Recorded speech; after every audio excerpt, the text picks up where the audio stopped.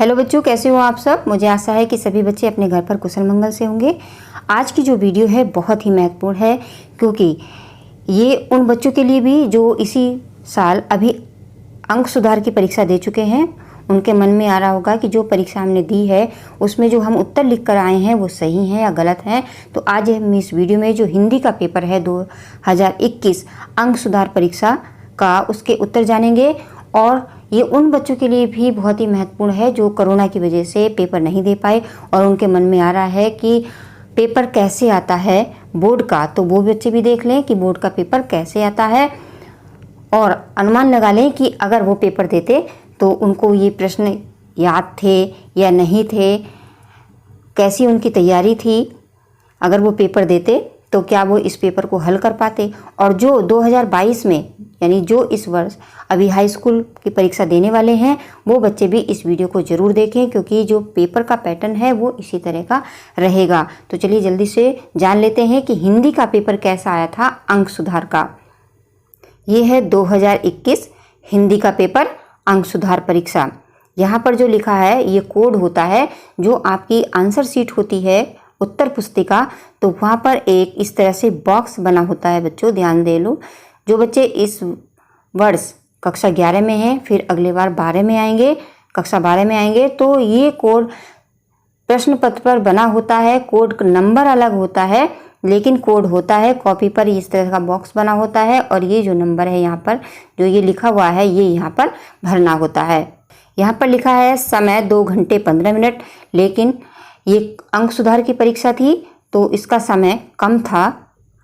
लेकिन जो अब अगले वर्ष जो परीक्षा होगी वो इतना समय नहीं होगा। वैसे जो भी परीक्षा होती है तो 3-3.25 घंटे का पेपर होता है, लेकिन इसमें पेपर में समय कम था तो प्रश्न भी बच्चों कम ही करने को थे। और इसका पूर्णांक था 70। पूर्णांक तो 70 ही रहता है क्योंकि 30 अंक का आपका प्रोजेक्ट होता है। यहाँ पर निर्देश लिखा है कि प्रारंभ में 15 मिनट परीक्षार्थियों को प्रश्न पत्र पढ़ने के लिए निर्धारित हैं। तो 15 मिनट आपको प्रश्न पत्र पढ़ने के लिए दिए जाते हैं ताकि आप अच्छी तरह से प्रश्नों को समझ लें, जान लें। तो ये समय देख करके आप इन्हें जानें कि 2 घंटे का पेपर होगा बोर्ड का अगली बार। ये तो अंक सुधार परीक्षा थी, इसके लिए ये समय कम दिया गया था क्योंकि बच्चों को प्रश्न भी कम ही करने को दिए गए थे। यहाँ पर देखिए ये निर्देश लिखे हुए हैं कि प्रश्न संख्या 1 व 2 में किसी एक प्रश्न को हल कीजिए। प्रश्न संख्या 2, 3, 4 में से किसी एक प्रश्न को हल कीजिए। इसी तरह से प्रश्न नंबर 3 प्रश्न संख्या 5 का 5 खा में से किसी एक प्रश्न को हल कीजिए। चाहे हाई स्कूल का पेपर हो चाहे इंटर का पेपर हो, बोर्ड में जो शुरुआत होती है पेपर की वो यहाँ से होती है। यहाँ पर लिखा होता है अनुक्रमांक। यहाँ पर आपको अपना रोल नंबर लिखना होता है और नीचे लिखना होता है अपना नाम। ये सबसे पहले आपको करना होता है। जैसे ही आपको पेपर मिले वैसे ही अपना रोल नंबर लिख दें और फिर यहाँ पर नाम लिख दें। और ये आपका कोड होता है पेपर का, जो आपको उत्तर पुस्तिका मिलती है उस पर यहाँ इस तरह से बॉक्स बना होता है। अभी जो मैंने ऊपर बताया इस कोड को इसके अंदर भरना होता है। सभी पेपर का कोड अलग अलग होता है, ये नहीं कि एक ही कोड होगा। सब पेपर का आपको कोड अलग अलग मिलेगा और सभी कॉपियों पर आपको ये कोड भरना होता है। इसमें 2 नंबर दिए हैं, एक ये है और एक ये नंबर है। तो ध्यान से सुन लो कि ये नहीं भरना होता है, कोड ये होता है, ये आपको भरना होगा। जो बच्चे अगली बार परीक्षा में बैठेंगे तो वो ध्यान रखें इस बात को। ये था आपका पहला प्रश्न जिसमें लिखा है निम्नलिखित कथनों में से कोई एक कथन सही है, उसे पहचान करके लिखिए। तो जब हम तैयारी करा रहे थे बोर्ड की तो आपको ये समझाया था कि किस तरह से सबसे पहला जो है प्रश्न पूछा जाएगा। तो देखिए इसी तरह से प्रश्न पूछा है। 4 आपको दिए गए हैं उत्तर, उसमें से एक सही है तो उस पर आपको टिक लगाना था। तो इसमें पूछ रहे हैं कि चतुर्सेन शास्त्री लब्ध प्रतिष्ठित कवि थे। दूसरा, भूले बिसरे चित्र के लेखक भगवती शरण वर्मा है, या अपनी खबर प्रसिद्ध यात्रा वृत्तांत है, या नीड़ का निर्माण प्रसिद्ध नाटक है। इसमें से कौन सा सही है वो आपको बताना था। कुछ बच्चे क्या करते हैं कि चारों ही ऑप्शन जो है अपनी कॉपी में उतारेंगे, फिर जो सही होगा उसको लिखेंगे। तो इस तरह से आपका टाइम जो है बहुत वेस्ट होता है। करना क्या है कि जो इसमें से जो सही है वही उत्तर आपको नीचे लिख देना था।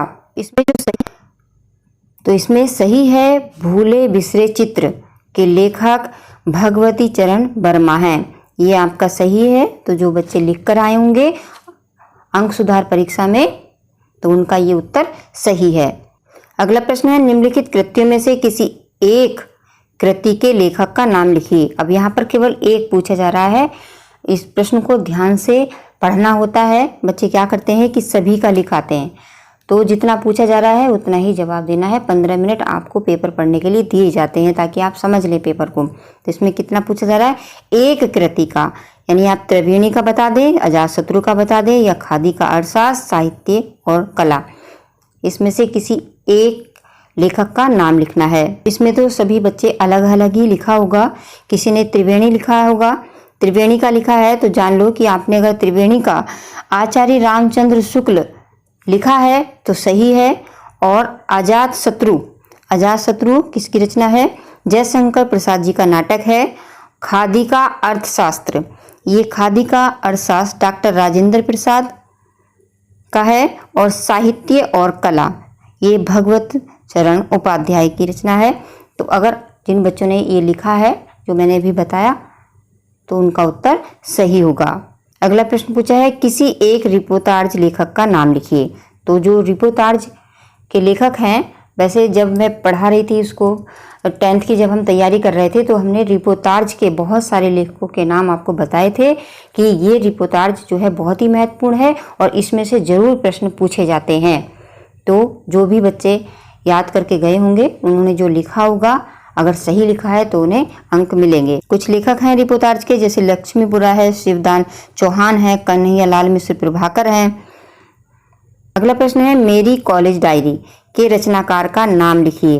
ये सब भी आपको बता दिया था कि इस तरह से प्रश्न भी पूछे जाते हैं। तो मेरी कॉलेज डायरी के जो लेखक हैं वो है डॉक्टर धीरेन्द्र वर्मा। जिन्होंने डॉक्टर धीरेन्द्र वर्मा लिखा होगा उनको पूरे अंक मिलेंगे। अगला प्रश्न है, प्रतिशोध किस विधा की रचना है? ये भी बताया था कि विधा भी पूछी जाती हैं। तो ये विधा थी प्रतिशोध नाटक। ये नाटक है, नाटक विधा में लिखा गया है। और किसका है? हरि कृष्ण प्रेमी का नाटक है ये प्रतिशोध। के प्रमुख 2 कवियों के नाम लिखिए। ये रीतिकाल भी आपको बहुत ही अच्छी तरह से समझाया गया था, कि बता दिया था कि इसके अंदर जितने भी प्रश्न हैं अगर आपने याद कर लिए तो इससे बाहर आपसे नहीं पूछा जाएगा। चाहे आप उसको दोबारा से देख लें उस वीडियो को, उसमें ये सारे जो उत्तर हैं आपको मिल जाएंगे। लेकिन कुछ हैं जैसे बिहारी है, चिंतामणि है, बोधा है, आलम है, देव हैं, ये सब रीतिकाल के कवि हैं। दूसरा था, छायावादी युग की प्रमुख 2 प्रवृत्तियों का उल्लेख कीजिए। तो छायावाद की युग की जो प्रवृत्तियां यानी विशेषता होती हैं वो थी सौंदर्य एवं प्रेम और रहस्यवादी भावना। यामा के रचयिता का नाम लिखिए। अब आपने अगर महादेवी वर्मा की जीवनी पढ़ी होगी, याद की तो जरूर आपने लिख दिया होगा कि ये किसकी रचना है? महादेवी वर्मा जी की। और ये जो रचना है महादेवी वर्मा की यामा, इस पर उन्हें ज्ञानपीठ पुरस्कार भी मिला है। अब देख लेते हैं तीसरा प्रश्न। तीसरा प्रश्न, निम्नलिखित गद्यांशों में से किसी एक के नीचे दिए गए प्रश्नों के उत्तर दीजिए। तो यहाँ पर ये देखिए एक पैराग्राफ आया है। और बहुत से लोग ऐसे होते हैं जिनके घड़ी भर के साथ से बुद्धि भ्रष्ट हो जाती है, क्योंकि उतने ही बीच में ऐसी ऐसी बातें कही जाती हैं जो कानों में न पड़नी चाहिए। चित्त पर ऐसे प्रभाव पड़ते हैं जिससे उसकी पवित्रता का नाश होता है। अगर आपने तैयारी की होगी तो आप बता सकते हैं कि ये किस पाठ से आया है। पहले ही आपको बता देते हैं कि जो मित्रता पाठ है वो बहुत ही महत्वपूर्ण है। ये देखिए मित्रता पाठ से ही आया है एक पैराग्राफ, और किस तरह से उसमें प्रश्न पूछे गए हैं। सबसे पहला प्रश्न कि उपयुक्त गद्यांश का संदर्भ लिखिए। यहाँ पर आपको गद्यांश का संदर्भ लिखना था। दूसरा, रेखांकित अंश की व्याख्या कीजिए। तो रेखांकित अंश की व्याख्या, जितना यहाँ पर रेखा खिंची हुई है यहाँ तक की आपको व्याख्या करनी थी। तीसरा, बुराई की प्रकृति कैसी होती है। देखिए यहाँ पर जो व्याख्या है रेखांकित की आपको करनी थी कि बहुत से लोग ऐसे होते हैं जिनके घड़ी भर के साथ से ही बुद्धि भ्रष्ट हो जाती है। यानी जो कुछ लोग ऐसे होते हैं कि अगर वो बुरे लोग होते हैं, अगर हम उनका साथ देंगे, थोड़ी देर के लिए उनके साथ बैठ जाएं तो हमारी बुद्धि भी नष्ट हो जाती है, बेकार हो जाती है, भ्रष्ट हो जाती है, क्योंकि उतने ही समय में वो ऐसी ऐसी बातें कह देंगे जो हमारे कानों में नहीं पड़नी चाहिए थी। लेकिन जब वो हमारी बात करते हैं तो हमारे चित्त पर, हमारे मन पर बहुत ही बुरा प्रभाव पड़ता है और जिससे उसकी पवित्रता का नाश होता है। मतलब हमारा जो मन है, जो हमारा मन पवित्र होता है, हमारे मन की जो पवित्रता है, अगर हम बुरे लोगों के साथ बैठते हैं तो उनकी बुराई भी हमारे मन पर बैठ जाती है और हमारा जो पवित्र मन होता है उसकी पवित्रता समाप्त हो जाती है, नष्ट हो जाती है। इस तरह से आपको इसकी व्याख्या लिखनी थी। अगला जो प्रश्न है कि बुराई की प्रकृति कैसी होती है, इसमें से ही देखकर आपको उत्तर देना था कि बुराई अटल भाव धारण करके बैठती है, बुरी बातें हमारी धारणा में बहुत दिनों तक टिकती हैं, यही बुराई की प्रकृति होती है। इस तरह से आप इसका उत्तर लिख सकते थे। ये भी बताया था कि जो दूसरा पाठ है राजेंद्र प्रसाद जी का, डॉक्टर राजेंद्र प्रसाद जी का भारतीय संस्कृति, ये भी बहुत ही महत्वपूर्ण पाठ होता है कक्षा 10 के लिए। ये देखिए दूसरा जो पैराग्राफ है वो डॉक्टर राजेंद्र प्रसाद द्वारा लिखित भारतीय संस्कृति पाठ से लिया गया है। तो इसमें 2 पैराग्राफ आते हैं कि अगर आपने एक कर लिया है तो दूसरा उसके नीचे अथवा लिखा होता है, तो जिसके बीच में अथवा लिखा है बच्चों को ये भी पता नहीं होता कि अथवा लिखा है तो क्या करना है। बच्चों जान लो कि अगर 2 पैराग्राफ हैं उसके बीच में एक अथवा लगा है तो आपको एक ही करना है। इसमें ये भारतीय संस्कृति से आया है। इन विभिन्नताओं को देखकर अपरिचित व्यक्ति घबराकर कह उठेगा कि एक देश नहीं अनेक देशों का समूह है, ये जाति नहीं अनेक जातियों का समूह है, तो इसमें कोई आश्चर्य की बात नहीं है। इसकी आपको व्याख्या करनी होती, रेखांकित की व्याख्या, कि इन विभिन्नताओं को देखकर कोई अपरिचित आदमी घबराकर कह उठेगा, क्योंकि इसमें बताया गया है कि जो भारत देश है वो विभिन्नताओं में एकता रखता है। हमारे भारत देश में हिंदू, मुस्लिम, सिख, ईसाई ये सब रहते हैं, सबका अलग अलग जो है रहन सहन होता है, लेकिन फिर भी यहाँ पर सभी लोग मिलजुल करके रहते हैं। कोई विदेशी यहाँ पर आएगा तो वो देखते ही कह देगा कि देखिए बहुत सारी जाति हैं, बहुत सारे धर्म हैं, बहुत सारे यहाँ पर लोगों का रहन सहन का ढंग अलग है, वेशभूषा अलग है, त्योहार अलग है, लेकिन फिर भी भारत में क्या है, एकता में अनेकता है। और यहाँ पर देख करके वो कहेगा कि ये कोई मतलब विभिन्नता को देखकर कह उठेगा। अपरिचित का आदमी का मतलब है जो विदेशी यहाँ पर आएगा वो कह उठेगा कि ये एक देश नहीं बल्कि अनेक देशों का समूह है। हाई स्कूल के बच्चे जो इस वर्ष परीक्षा में देने वाले हैं वो ये जान लें कि ये प्रश्न बच्चों जरूर आता है कि प्रस्तुत या उपयुक्त गद्यांश का संदर्भ लिखिए। तो आपको संदर्भ हर पाठ का याद होना चाहिए, ये तो आपको आना ही आना है प्रश्न। हर पाठ का संदर्भ आप अच्छी तरह से याद करके रख लें। रेखांकित अंश की व्याख्या भी आपको बता दी है। भारत की बोली एवं संप्रदायों के संबंध में क्या बताया गया है, इनमें से देख करके आपको आंसर लिखना था कि जो सारी दुनिया के सभी देशों में बसे हुए हैं यहाँ के विभिन्न धर्मों के लोग, तो यहाँ भी थोड़ी बहुत संख्या में पाए जाते हैं। और जिस तरह से यहाँ की बोलियों की गिनती आसान नहीं है, उसी तरह यहाँ भिन्न भिन्न धर्मों के संप्रदायों की गिनती भी आसान नहीं है। यानी कहने का मतलब है कि भारत में बहुत ही अनगिनत बोलियां हैं और इसलिए कहा भी जाता है कि कोस कोस पर बदले पानी, 4 कोस पर बानी।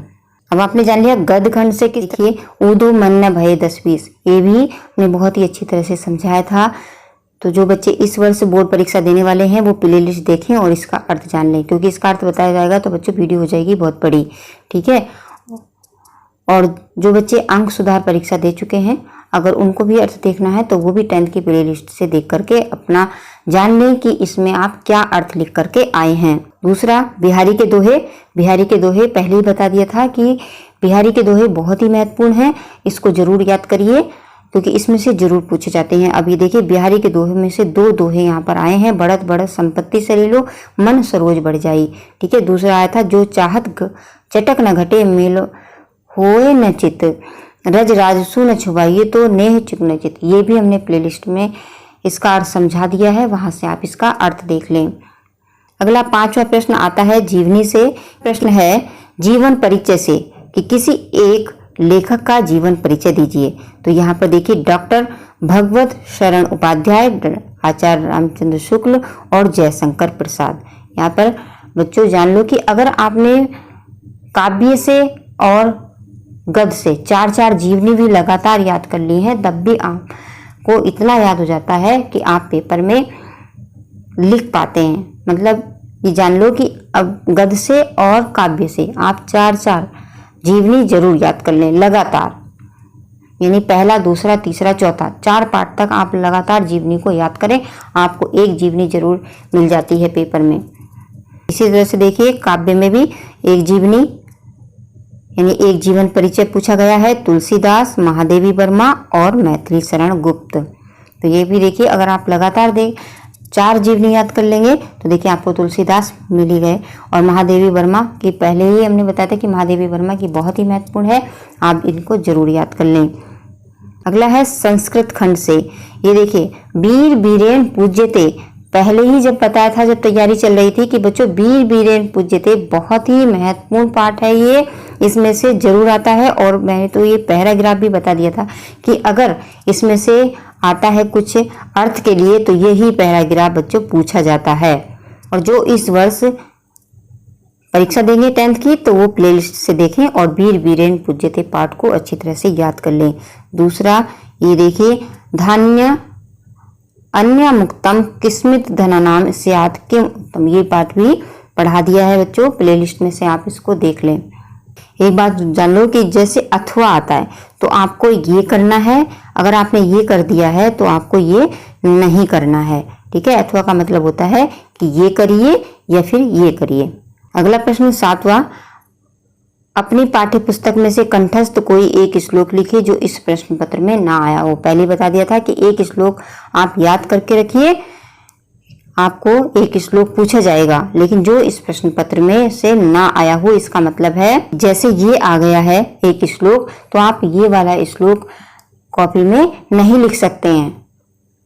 इसलिए कहा जाता है कि वह श्लोक लिखिए जो इस प्रश्न पत्र में ना आया हो। अगला प्रश्न है कि वाराणसी कस्य संगम स्थली अस्ति। देखिए वाराणसी के प्रश्न उत्तर बहुत ही अच्छी तरह से समझाए गए थे कि वाराणसी कस्य संगम स्थली, तो किस तरह से आप प्रश्नों के उत्तर देंगे ये भी आपको बहुत अच्छी तरह से बताया गया था। तो वाराणसी कस्य की जगह लिखते हैं आप गंगाया संगम स्थली अस्ति, पदेन बिना किम दूरी याति। तो पदेन बिना किम कौन दूर जाता है, वो है पत्र। चंद्रशेखर स्वगृहम किम अवदत्, चंद्रशेखर ने अपना जो घर है वो क्या बताया था, कारागार। ज्ञानम कुत्रम संभवति, ज्ञान कहाँ पर संभव है, ज्ञान सर्वत्र संभवति। देखिए इस तरह से 8वां प्रश्न, 8वें प्रश्न में देखिए करुण रस और हास्य रस, इनमें से आपको एक करना था। आपके कोर्स में 2 ही रस हैं, करुण रस और हास्य रस। दूसरा उपमा अलंकार अथवा उत्प्रेक्षा अलंकार, आपके कोर्स में 3 अलंकार हैं, उसमें से देखिए 2 अलंकार आपसे पूछ लिए गए हैं, उसमें भी आपको एक ही करना है, ठीक है। किस तरह से प्रश्न आता है, उपमा अलंकार अथवा उत्प्रेक्षा अलंकार की परिभाषा लिखिए तथा उसका एक उदाहरण भी लिखिए। जिन बच्चों ने हास्य रस और करुण रस की वीडियो देखी है उन्होंने हास्य रस और करुण रस को अच्छी तरह से लिख दिया होगा। उपमा अलंकार, उत्प्रेक्षा अलंकार, रूपक अलंकार, ये अलंकार भी बहुत ही अच्छी तरह से आपको समझा दिए गए हैं। जिन्होंने वीडियो को देखा है उन्होंने समझ लिए होंगे और उत्तर भी लिखा होगा। छंद, छंद में से आपको पूछा गया सोठा छंद अथवा रोला छंद। देखिए आपके कोर्स में 2 ही छंद हैं, सोठा और रोला, तो देखिए दोनों ही आए हैं। सोठा छंद अथवा रोला छंद का लक्षण लिखिए, लक्षण लिखकर इनका उदाहरण भी लिखना है। देखिए ये प्रत्यय और उपसर्ग, पहले ही बताया था कि प्रत्यय उपसर्ग बच्चों जरूर आता है। 3 नंबर में आपके ये उपसर्ग पूछे जाते हैं। यहाँ पर देखिए अगर अधि आया है तो सिर्फ आपको लिखना था अधिकार, यहाँ पर अधि की जगह कार जोड़ते तो बन गया अधिकार, सु की जगह मन जोड़ देते तो बन गया सुमन, बस इतना आपको करना था, ठीक है। आपका अपकार भी बन सकता है और अनु का अनुगमन, इस तरह से आपको कुछ भी एक शब्द बना देना था। निर का निरंतर और परि का परिणाम, इतना आप करते तो आपको पूरे अंक मिलते। जिन्होंने किया होगा उनको पूरे अंक मिलेंगे। ये जो प्रश्न है ये भी आपको बहुत ही अच्छी तरह से आपको बताया था कि इसमें से आपको 2 प्रत्यय आपको लिखने होंगे। जैसे बच्चों ये आया है आई, तो बहुत ही आसान है। इसमें आपको क्या लिखना था कि आप पढ़ाई लिख सकते थे, मतलब ऐसा कोई शब्द बनाएं जिसके लास्ट में आई आ जाए। तो देखिए कितना आसान है, इस तरह से बना दिया आपने पढ़ाई। पढ़ाई बना सकते हैं, कढ़ाई, बुनाई, सिलाई, कताई, कुछ भी एक शब्द आपको बनाना है। इस तरह से ये त्व बना है तो यहाँ पर आप बना सकते हैं, क्या बना सकते हैं, महत्व। ठीक है, आप इस तरह से महत्व लिख सकते हैं। इसी तरह से ता में मानवता, पन में बना सकते हैं बचपन, और ये वार नहीं होता है, गलत दिया है, और हट में बना सकते हैं घबराहट। बच्चों अगर उपसर्ग आता है तो उपसर्ग में आपको पहले बनाना होता है। जैसे कि अगर आया है आ, उपसर्ग आ गया है, तो अगर इससे आपको शब्द बनाना है तो आप बनाएंगे इसमें अज्ञान। ठीक है, इतना ध्यान रखना कि उपसर्ग पहले लगते हैं और जो प्रत्यय है वो बाद में लगेंगे। जैसे आपने पढ़ाई बनाया था तो पढ़ाई आई बाद में आ रहा है और अज्ञान में आ पहले आ रहा है। जैसे अधि उपसर्ग होगा तो अधि से आपको कोई शब्द बनाना है तो बनाएंगे अधिकार, उप से बनाना है तो बनाएंगे उपकार। ठीक है, इसी तरह से ये बोर्ड परीक्षा में उपसर्ग पूछे जाते हैं और आपको शब्द बनाने होते हैं। तो देखिए कितने आसान से जो उपसर्ग हैं जो आपको पहले ही पढ़ा दिए गए हैं वो ही इस परीक्षा में आए थे। अब यहाँ पर देखिए ये है समास विग्रह। समास विग्रह भी कितना आसान है। तिरंगा, त्रिवेणी, दाल रोटी और हानि लाभ। तिरंगा में आपको लिखना था कि 3 रंगों का समूह द्विगु समास, त्रिवेणी 3 वेणियों का समूह, तो इसमें भी द्विगु समास, और दाल रोटी में द्वंद्व समास, और लाभ हानि इसमें भी द्वंद्व समास। फिर पूछे गए थे तत्सम शब्द रूप। तो तत्सम देखिए यहाँ पर ईख का बन जाता इक्षु, और दूसरा शब्द दिया है कपूर।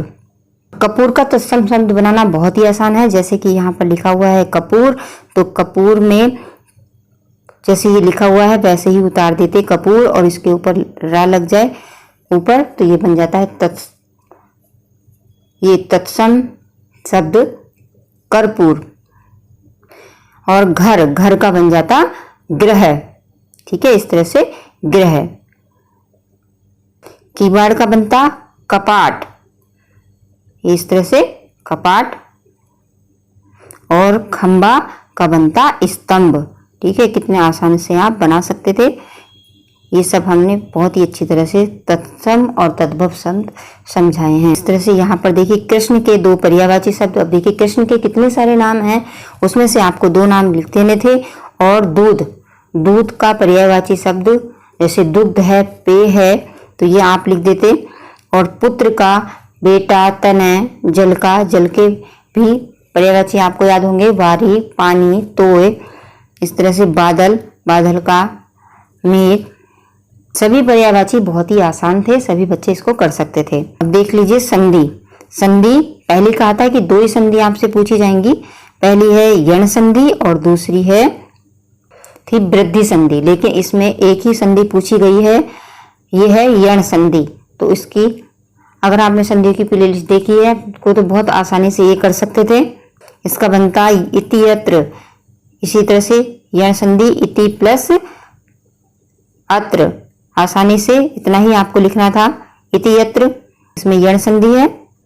इति युक्त्वा का बनता इति उक्त्वा। इसकी संधि आप बहुत ही आसानी से कर सकते थे, इति युक्त्वा, यानी इति लिखिए, पहले इति लिखा और फिर उ आधा क और ये ता और वा हो गया, इति उक्त्वा। यद्यपि का भी कितना आसान है, जैसे यदि और प्लस अपि, इस तरह से इसकी संधि हो जाती टीपी। प्रतिउत्तरम, ये प्रति बनता प्रति, इस तरह से प्रति प्लस उत्तरम, ये बहुत आसान संधि। यण संधि है। ये लब्ध्वा आकृति, यहां पर बन जाता है लघु लघु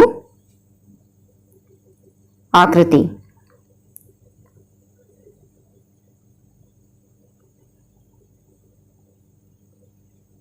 इस तरह से अगला प्रश्न देखिए, निम्नलिखित शब्दों में से किसी एक शब्द का षष्ठी विभक्ति का बहुवचन रूप। जब हमने शब्द रूप बताए थे कि षष्ठी विभक्ति का बहुत ही महत्वपूर्ण है, उसके चिन्ह भी बता दिए थे कि किस तरह से आप पहचान करेंगे।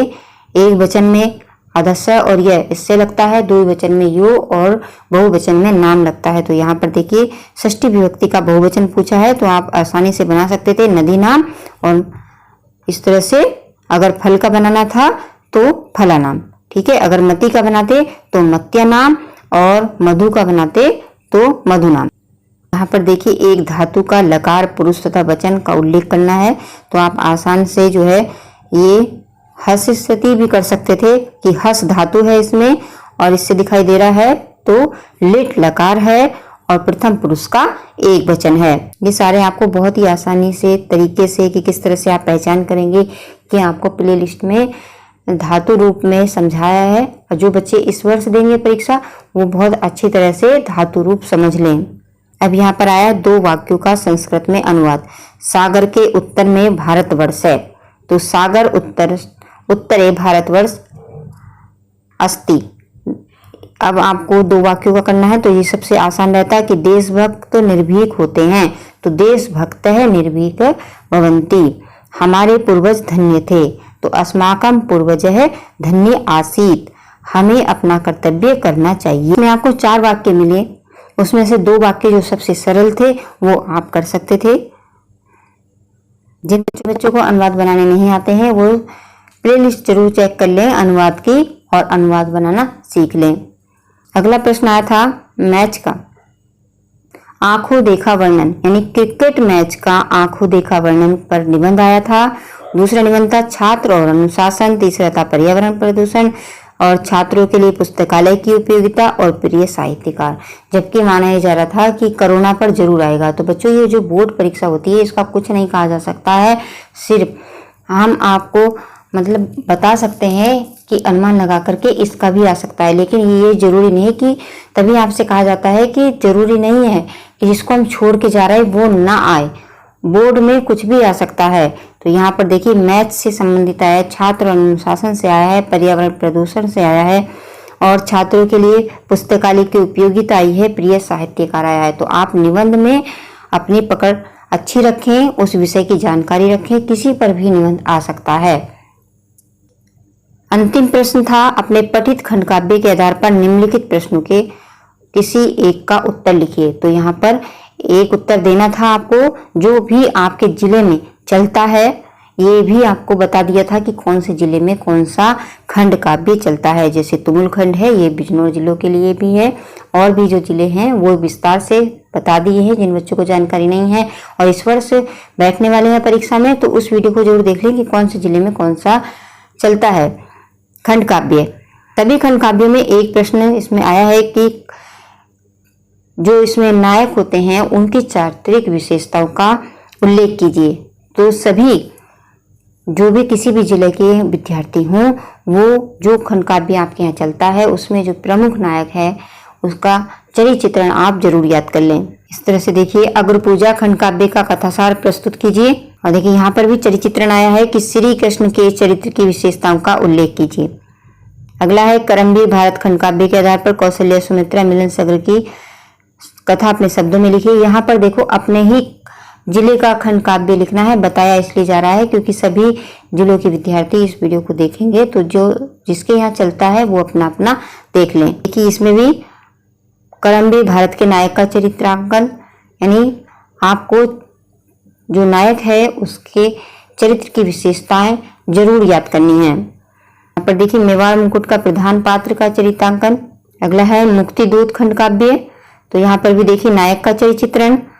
जय सुभाष, यहाँ पर जय सुभाष का भी बोस का चरित्रांकन। अब है देखिए ज्योति जवाहर, जो रामपुर के हैं जिले में ही ज्योति जवाहर है और जो जहां जहां चलता है इसको अच्छी तरह से देख लें। अब देखिए ज्योति जवाहर का पहले ही बताया था कि खंड काव्य का कथासार बच्चों पूछा जाता है। ज्योति जवाहर के आधार पर जवाहरलाल नेहरू का चरित्र ये भी जरूर पूछा जाता है, तो इसको भी आप अच्छी तरह से याद कर लें। तो हिंदी का पेपर देखा, अंक सुधार परीक्षा का। अगर आपको कुछ पूछना है तो आप कमेंट बॉक्स में पूछ सकते हैं और इस वीडियो को देख करके अपने मित्रों के साथ शेयर करें ताकि उनको भी ज्ञान हो कि किस तरह से बोर्ड का पेपर आता है।